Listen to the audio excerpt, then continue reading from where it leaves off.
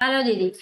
आज हम बात करेंगे स्वयं सहायता समूह ग्राम संगठन बीओ पदाधिकारी जितने भी हैं उनके सभी की ट्रेनिंग शुरू हो गई है। ग्राम संगठन में कितने पदाधिकारी होते हैं? 5 पदाधिकारी होते हैं, आप लोग सभी जानते हैं, क्योंकि अध्यक्ष, सचिव, कोषाध्यक्ष, उपाध्यक्ष और उप सचिव होते हैं।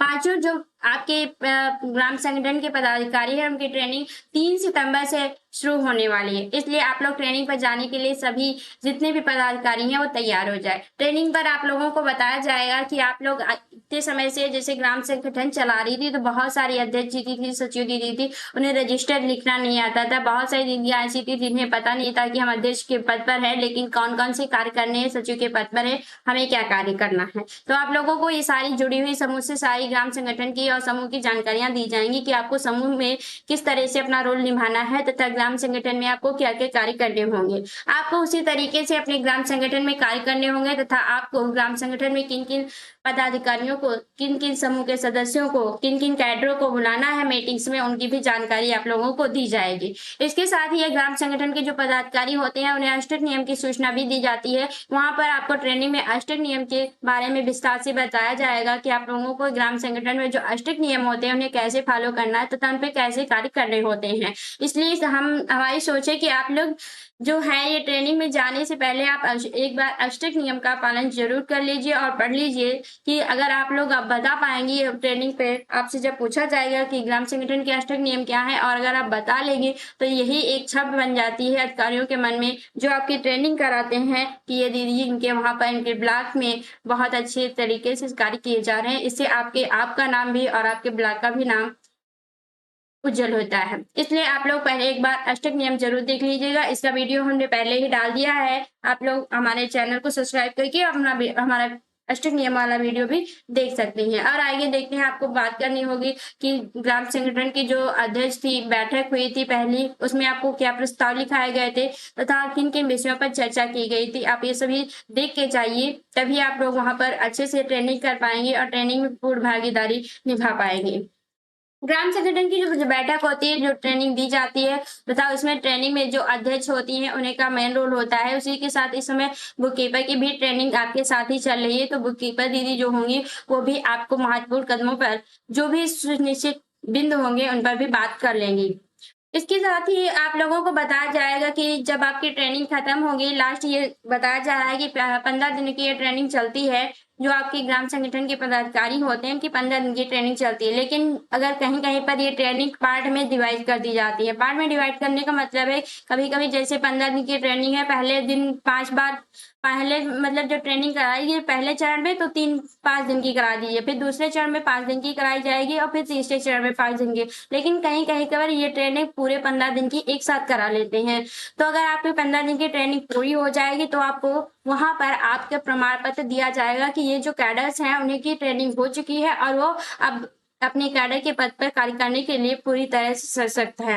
इसलिए आप लोग ट्रेनिंग पर जरूर जाना और अपनी ट्रेनिंग पूरी करने के बाद में आप जो अगर ट्रेनिंग पूरी कर लेती हैं तभी आप अपने ग्राम संगठन को सही प्रकार से चला पाएंगे। अगर ट्रेनिंग करने नहीं जाती या छोड़ देती या फिर किसी प्रकार की प्रॉब्लम आ जाती है तो आप पहले अपने ब्लॉक को सूचना दे दीजिए कि आज हम ट्रेनिंग पर नहीं जा पाएंगे, जिससे वो आपका नाम अगली ट्रेनिंग में पहली भी ट्रेनिंग के लिए जोड़ सके। अगर आप ऐसा नहीं करती हैं तो आपका वो नाम नहीं जोड़ पाते हैं और आपकी एक चरण की ट्रेनिंग छूट जाती है। और अगर एक साथ ही 15 दिन की ट्रेनिंग दे दी गई तो आपकी पूरी ट्रेनिंग छूट जाती है। तो आप लोग इससे विशेष ध्यान रखिए कि आप अपने ब्लॉक को सूचना जरूर दे दीजिएगा कि अगर आप ट्रेनिंग पर नहीं जा पा रही हैं, जिससे आपके जो अधिकारी हैं ब्लॉक के वो आपको बता दें कि ट्रेनिंग आपकी अगर छूट रही है तो आपको अगली ट्रेनिंग के लिए कब जाना होगा।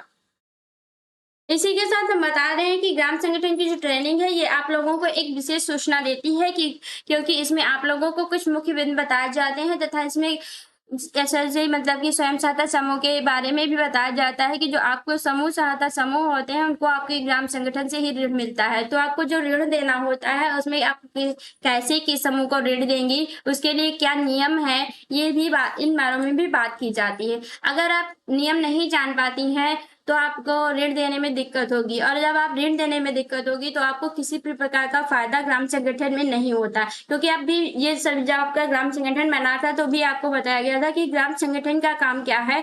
वो जितने भी समूह है, क्योंकि ग्राम संगठन समूह को जोड़कर बना हुआ है, इसलिए आपके जो ग्राम संगठन है तो वो समूह का कार्य भी करते हैं।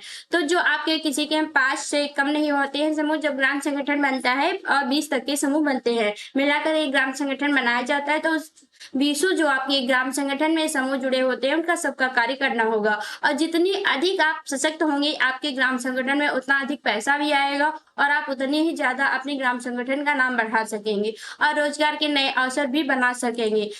आपने देखा होगा कि एसएससी में बहुत सारी महिलाएं लोन लेना चाह रही है, लेकिन आपके ग्राम संगठन में किसी भी प्रकार की धनराशि नहीं है, इसलिए वो किसी भी प्रकार का कार्य नहीं कर पा रही। इसलिए आप लोगों से मेरा कहना है कि आप लोग अगर अच्छे से ट्रेनिंग करेंगे, अच्छे से समझ पाएंगे, तभी आप लोग अपने खाते में बकाया जो धनराशि है, अगर किसी को मिल गई है, अगर आप देना चाहती हैं, तो उसके लिए आपको अपने ग्राम संगठन में धनराशि बनानी होगी। वो धनराशि आप कैसे जुटाएंगे, क्या करना होगा, इस पर आप लोगों को यहाँ पर ट्रेनिंग दी जाएगी, और उस सशक्त ट्रेनिंग को पा करके आप लोग अपने ग्राम संगठन को सशक्त बना सकेंगे।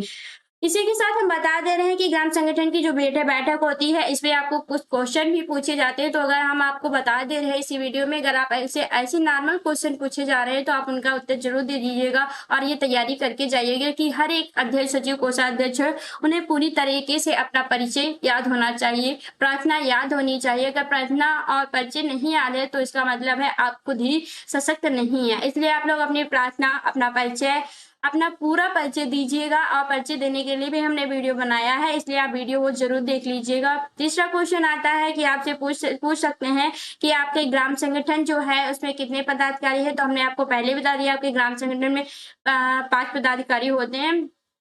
इसके बाद आपसे पूछेगा, चौथा क्वेश्चन पूछ सकते हैं वहां के अधिकारी कि आपके जो ग्राम संगठन है उसमें मेंबर होते हैं, मतलब ईसी मेंबर बनाए जाते हैं। आप बहुत लोग यही नहीं जानते ईसी मेंबर क्या होते हैं। ईसी मेंबर जो होते हैं, जो आपकी कम्युनिटी बनाई जाती है, आपने जब ग्राम संगठन बनाया था तो वहां पर आप लोगों को कम्युनिटी बनाई गई थी, जैसे कि सुरक्षा देखरेख के लिए कमेटी एक अलग बनाई थी, स्वास्थ्य देखरेख के लिए कमेटी बनाई गई थी। तो जो कमेटियां बनाई गई थी उस कमेटियों में जितने मेंबर थे, एक कमेटी में बहुत ज्यादा 3 मेंबर जुड़े थे, तो अगर वो 3 मेंबर्स की जो कमेटी थी, 5 कमेटी बनाई गई थी, उन कमेटी के मेंबरों को ही ईसी मेंबर कहा जाता है। आप लोग समझ गए होंगे ईसी मेंबर क्या होते हैं। अगर आपकी जब ट्रेनिंग हो जाएगी उसके बाद ईसी मेंबर्स की भी ट्रेनिंग होती है, उन्होंने बताया जाएगा कि आपको कैसे कार्य करना होता है। ऋण कमेटी होती है, जो ऋण आप लोगों को जब ऋण देंगे ग्राम संगठन से समूह को, तो जो आपकी ऋण कमेटी होती है वो क्या करती है कि पहले वो ऋण जो आप में की महिलाएं लेंगी उनसे वो ऋण वापस कराने का कार्य करती है। ऐसी जांच कमेटी होती है, वो ग्राम पंचायत में क्या गलत चल रहा है इसके बारे में जांच करती है। ऐसी बहुत सारी कमेटी होती है, तो आप इन क्वेश्चनों को याद रखिएगा। अगर आप इनकी क्वेश्चनों को, आम क्वेश्चनों को नहीं याद कर पाएंगे तो आप लोगों को ट्रेनिंग के लिए वो बताएंगे कि ये ब्लॉक सशक्त नहीं है, ऐसी। तो आप अगर अपने ब्लॉक का नाम और अपना नाम ऊंचा करना चाहती हैं तो आप कुछ क्वेश्चन और अपने बारे में याद करके जाना, जिससे आप बता सकें वहां पर कि हमने ये कार्य किया है और हमने आज तक क्या क्या समूह में किया है, बैठक कैसे करनी चाहिए। और ये भी याद रखना कि अगर बैठक हो रही है, समूह की बैठक आप लोग गोलाकार करती हैं, यहीं पर अगर आप ग्राम संगठन की बैठक करती हैं तो आपको चौकोर में बैठक करनी होती है, और अगर आप सीएलएफ की बैठक करनी है तो आपको सीएलएफ की बैठक भी चौकोर करनी होती है। ऐसी महत्वपूर्ण सूचना के लिए आप हमारे चैनल को लाइक, शेयर और सब्सक्राइब कीजिए।